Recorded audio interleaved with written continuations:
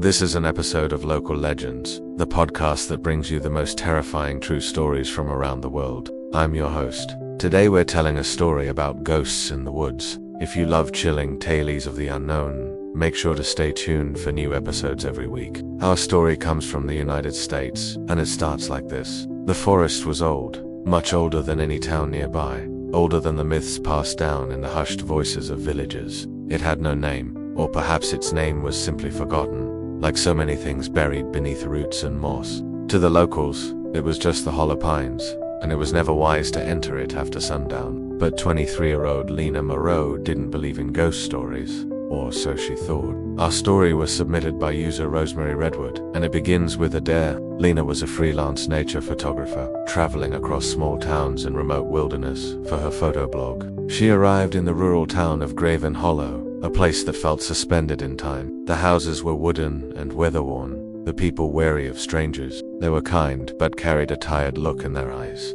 The local newspaper said that Graven Hollow was known for its logging industry from over a century ago. These days, not much went on here, except for the annual Halloween festival, which seemed odd given how few children lived in the area.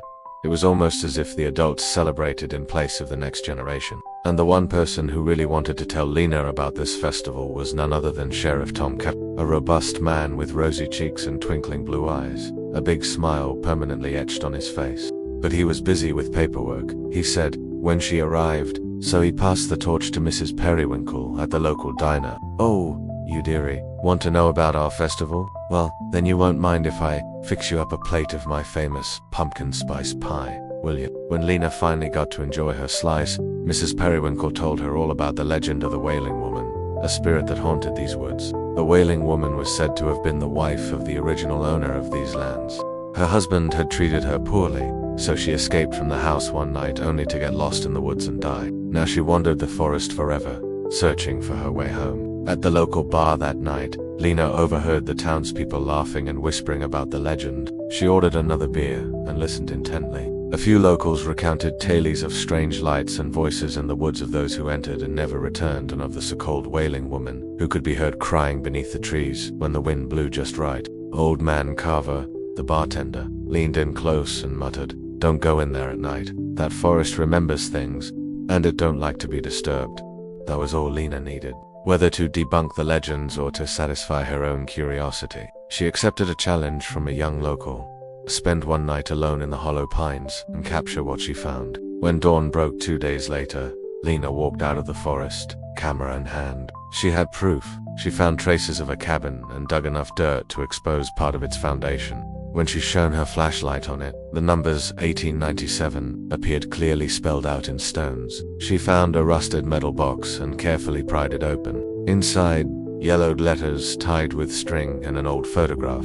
She knew immediately that she had struck upon something important. The letters were from a woman named Eliza to her husband, Thomas, pleading with him to treat their daughter, Mary, better. In the photograph, Thomas stood beside the cabin with Mary on his shoulders and Eliza by his side, smiling brightly. On the back was a date, September 1897, 2 weeks after the last letter. Lena wondered why the family had moved out. Had they sold the land to the logging company, or was there something darker at play? As she explored, Lena discovered a gravesite nearby, overgrown but identifiable. The headstone was engraved with the name Mary, the young girl from the photograph. Beneath it, a line that made Lena's blood run cold, taken by the pines. And then she found it, the source of the unnatural light. Hidden beneath an ancient tree, covered in moss, lay a grave marked with a wooden cross. Next to it, a crude doll lay half submerged in mud.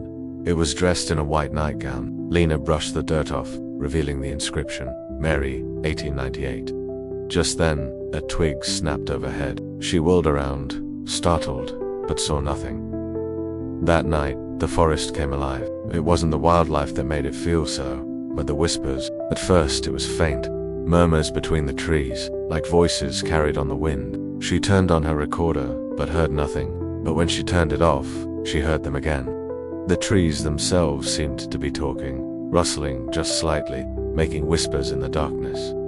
Then the laughter came, childlike, distant, echoing from nowhere and everywhere. She shined her flashlight, but it flickered. The beam stretched out like a weak arm, grasping at silhouettes that vanished when she focused. The batteries were full. She was sure. Around midnight, she spotted something on her camera screen. A figure standing between two trees, partially hidden in the mist. Long black hair, a pale dress, and eyes like polished obsidian.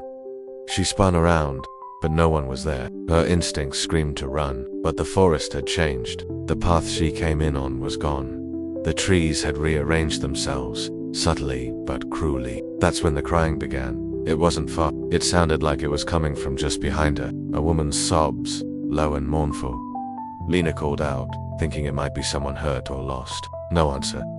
She followed the sound, stumbling upon an old house deep in the woods. The structure was rotting, overtaken by vines and half swallowed by the earth. It looked as if it had been abandoned for a century, but smoke rose from the chimney. She approached, camera shaking in her hand.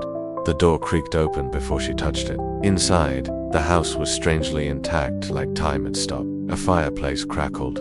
A dining table was set for three. Portraits on the walls depicted a man, a woman, and a young girl. The woman in the portrait was the same figure from the forest. Lena backed away, heart pounding. The sobbing continued upstairs.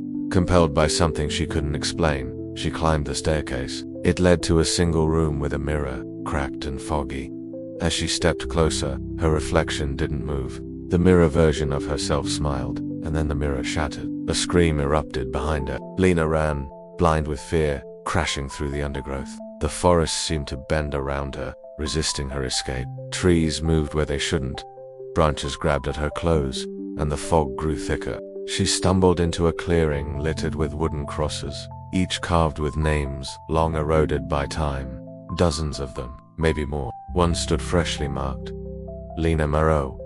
She didn't remember falling asleep, but she woke in her tent as the first morning light pierced the canopy. Everything was exactly as she had left it. The camera, the recorder, her backpack untouched. Relieved, she packed quickly and followed her GPS out. The forest was still, no longer hostile. It was as if nothing had happened. Back in Graven Hollow, she rushed to show the locals her footage, but the camera was blank. Hours of video had been erased, or never recorded at all. Only one thing remained.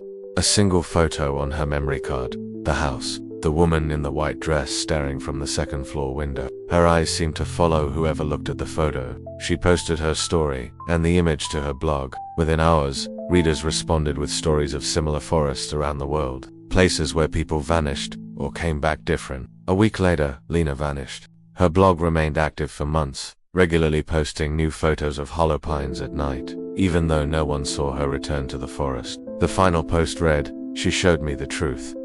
She just wanted someone to remember." Then the blog went dark. Locals say you can still hear Lena's voice in the forest, whispering through the trees, warning others not to follow the same path.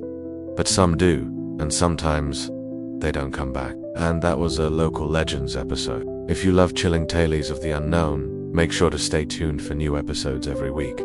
And if you'd like to submit your story to be featured on the podcast, you can do so through the link in the description. Until next time, happy haunting.